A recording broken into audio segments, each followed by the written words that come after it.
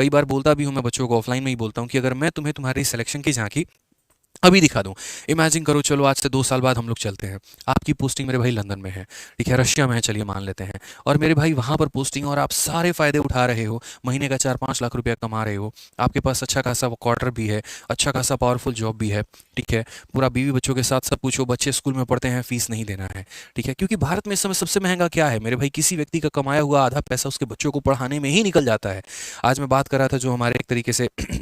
Relation में है, मामा जी हैं, हमारी गाड़ी भी चलाते रहते हैं, हमने उनसे पूछा कितना बच्चों का फीस लगता है, तो उन्होंने कहा 2500 रुपये स्कूल की फीस भरता हूँ, 3500 रुपये ट्यूशन की फीस भरता हूँ, 6000 रुपये तो उस व्यक्ति के मेरे भाई बच्चों के पढ़ाने पढ़ाने में ही निकल जाते हैं। और जो मकान लेकर वो शहर में रह रहे हैं तो 4500 रुपये उस मकान का किराया है, 10,500 तो रुपये वही हो गया, जितना ये कमा रहे हैं सारा का सारा बच्चों की शिक्षा में लगा रहे हैं। ये पोस्ट ऐसी है जहाँ पर बच्चों के पढ़ाने के आपको पैसे ही नहीं देने पड़ते, सारा सरकार उठाती है।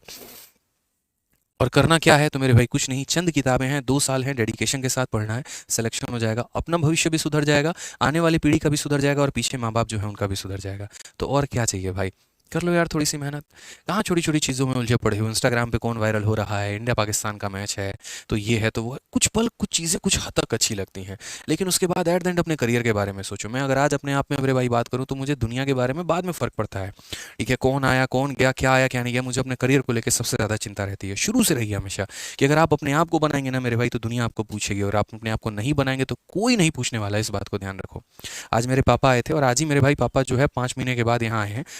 बिहार से, आज ट्रेन पकड़ के आए, तो वहीं पर उन्होंने कहा कि एक फलाने नाम के रिलेटिव है और उन्होंने अपनी बेटी के शादी का कार्ड भेजा है, और वो रिलेटिव इतने हैं कि ब्लड रिलेशन वाला रिलेशन है हमारा, लेकिन पिछले 3 साल से मेरे भाई वो रिलेटिव ऐसे हैं, मतलब यूँ समझ लो सगे हैं जो भी हैं, नाम नहीं बोल सकता हूँ क्योंकि वो लोग भी अब वीडियो हमारी देखते हैं,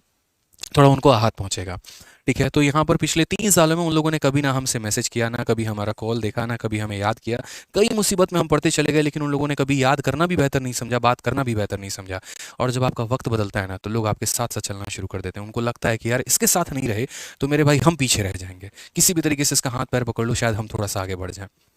तो जब हमारा वक्त बुरा था तब लोग धीरे धीरे धीरे धीरे साथ छोड़ते चले गए। अब जब वक्त मेरे भाई हर किसी के लिए तो समान रहता नहीं है, आप मेहनत करोगे आप भी वक्त का मतलब पूरा का पूरा चक्कर बदल के रख दोगे, तो जब आपका वक्त बदलेगा जिस तरीके से हमारा बदला तो अब उन्हें याद आती है कि नहीं, हमारे दरवाजे पे हमारी बेटी की शादी है तो आप तो रहने चाहिए, आपकी गाड़ी लगी हुई होनी चाहिए वहाँ पे, ठीक है, आने से थोड़ी सी वैल्यू बढ़ जाएगी। इस तरीके से छोटी छोटी चीज़ें होती हैं, बट ये बात समझो, ठीक है, अगर मैं उन रिश्तेदारों के पीछे भागता, उनको मनाने के पीछे भागता, उनको यहाँ पर एक तरीके से उनकी नज़रों के अच्छा बनने की कोशिश करता, मेरे भाई ज़िंदगी में ये वक्त कभी नहीं लेकर आ पाता। मैंने अपने आप को बनाने के पीछे भागा हूँ, ठीक है, मैं अपने सपनों के पीछे भागा हूँ, अपने कामयाबी के पीछे भागा हूँ, तभी ये मेरे पीछे भाग के आते हैं,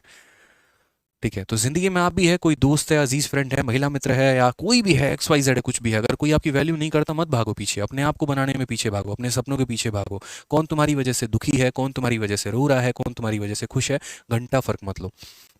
एक बार समझाओ, 2 बार समझाओ, मान गए तो ठीक है, नहीं गया तो राम राम भैया, हमें अपने करियर पे फोकस करना है।